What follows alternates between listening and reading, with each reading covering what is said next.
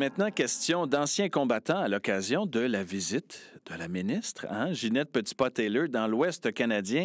Elle est là cette semaine, et elle est là aussi pour participer à ce qu'on appelle des cérémonies de mention élogieuse en l'honneur de bénévoles du Manitoba, de la Saskatchewan. Ça a été inauguré en 2001 pour rendre hommage à ceux qui s'étaient distingués dans le service et dans l'accompagnement aussi, leur engagement à l'égard du bien-être des vétérans. Donc, j'ai l'honneur de l'accueillir en studio aujourd'hui, la ministre Ginette Petitpas-Taylor, ministre des Anciens combattants et ministre associée de la Défense nationale. Bonjour, Madame la ministre.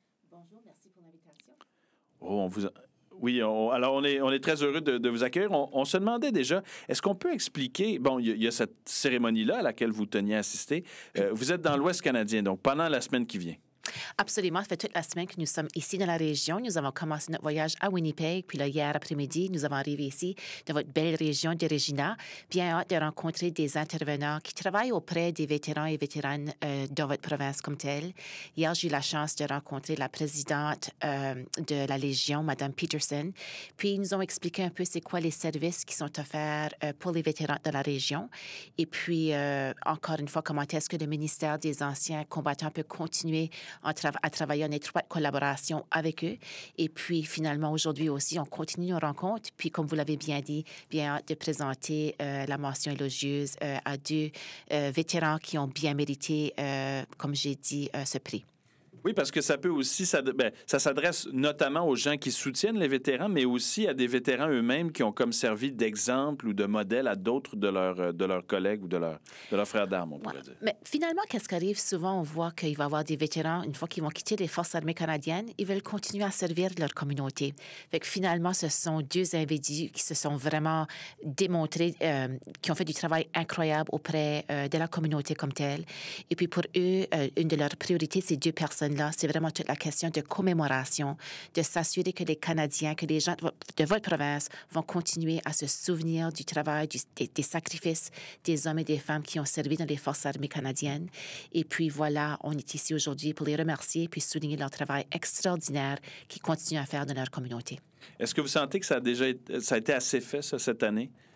De cette commémoration-là, parce qu'on arrive à une année forte aussi, c'est le 80e du débarquement de Normandie. Est-ce qu'on a assez souligné l'apport de ces militaires-là? Mais je pense que tu regardes cette année, comme vous l'avez bien dit, cette année, c'est une année très importante. Nous avons fait des activités au niveau national et international pour souligner le 80e anniversaire du jour J. Le ministère des Anciens combattants a amené une délégation en Normandie. J'y étais présente. Et puis, nous avions 13 vétérans qui ont servi lors de la Deuxième Guerre mondiale qui étaient avec nous. Des vétérans à l'âge de 99 et 104 ans qui étaient avec nous. Pas des jeunes, mais des gens qui étaient incroyables. Et puis, plusieurs d'entre eux, c'était la première fois qu'ils avaient retourné aux plages de Juneau. C'est vrai que c'était vraiment des moments vraiment émotionnels pour toute la délégation qui était avec eux. Au niveau national aussi, à Moncton, Nouveau-Brunswick, c'était la cérémonie nationale comme telle. Il y avait plusieurs vétérans qui ont participé, des gens qui pouvaient peut-être pas aller à l'international, mais ils pouvaient se déplacer. Ça fait qu'on a eu des très belles cérémonies là, ainsi qu'à Ottawa et un peu partout autour du pays. Fait, je pense que pour commémorer le jour J, le 80e anniversaire, le ministère vraiment a fait des belles initiatives. Et puis non seulement le ministère, mais beaucoup d'organisations, Légion au niveau national qui ont fait des cérémonies un peu partout. Parce qu'on a souvent l'impression, et ça explique aussi pourquoi peut-être ces vétérans-là sont récompensés, c'est une réalité qui isole beaucoup. C'est une réalité qu'eux seuls peuvent comprendre aussi. C'est une réalité qui les isole parmi les gens qui n'ont pas connu le combat. Et moi, c'est ça ma question, c'est-à-dire est-ce que vous pensez aussi qu'il y a des sacrifices de combattants qui sont restés dans l'ombre et qu'on devrait, en tant que pays, je pense aux sacrifices des combattants autochtones. Il y a un combattant d'ici dont le reste du combat de sa vie, c'est un article qu'on peut lire ça, sur Espace Autochtone. La dernière mission d'un vétéran autochtone pour les soldats oubliés. Il y a des gens qu'on a oubliés, Mme Petitpas-Taylor. On doit toujours en faire plus pour la question de commémoration, c'est sûr et certain. Spécialement même la question de nos vétérans modernes, si qu'on veut. Je pense qu'en tant que la Première Guerre mondiale, Deuxième Guerre mondiale, puis la guerre de la Corée, souvent, il y a beaucoup d'événements commémoratifs qui se passent partout au pays.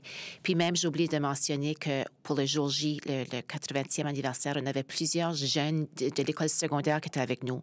Puis voilà l'importance de s'assurer que les jeunes vont être impliqués dans nos cérémonies de commémoration, puisqu'ils vont devenir les ambassadeurs, les ambassadrices pour continuer à rédiger puis à raconter ces histoires-là.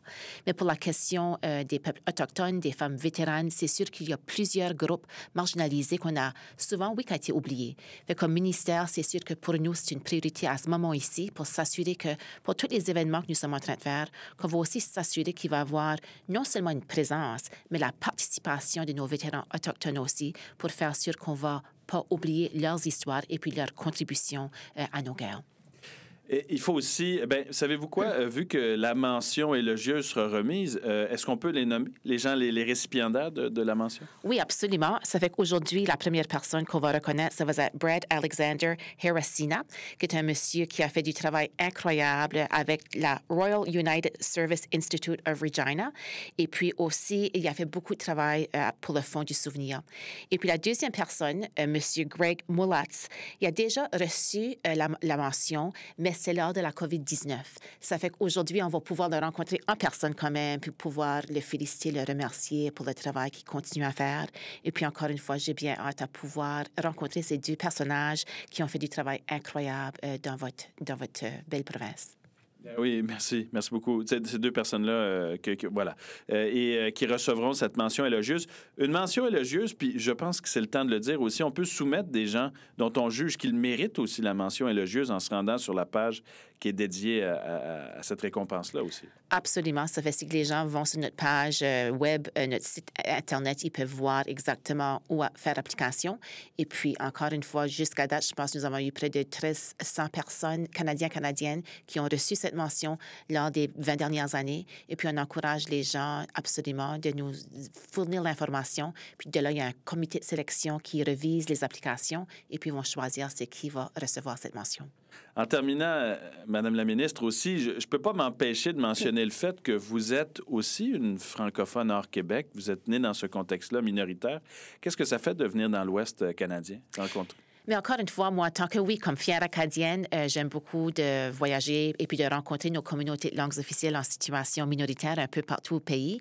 En tant que ministre des Anciens combattants et puis aussi la ministre associée à Défense nationale, aujourd'hui, je me rends ici à votre école de la GRC, Dépôt, pour rencontrer les enseignants. Et puis aussi, encore une fois, ils offrent la formation des deux langues officielles en français et en anglais. J'ai bien hâte de continuer à faire, d'avoir ces discussions-là. Puis encore une fois, pour s'assurer qu'on peut protéger et promouvoir nos deux belles langues officielles de notre pays.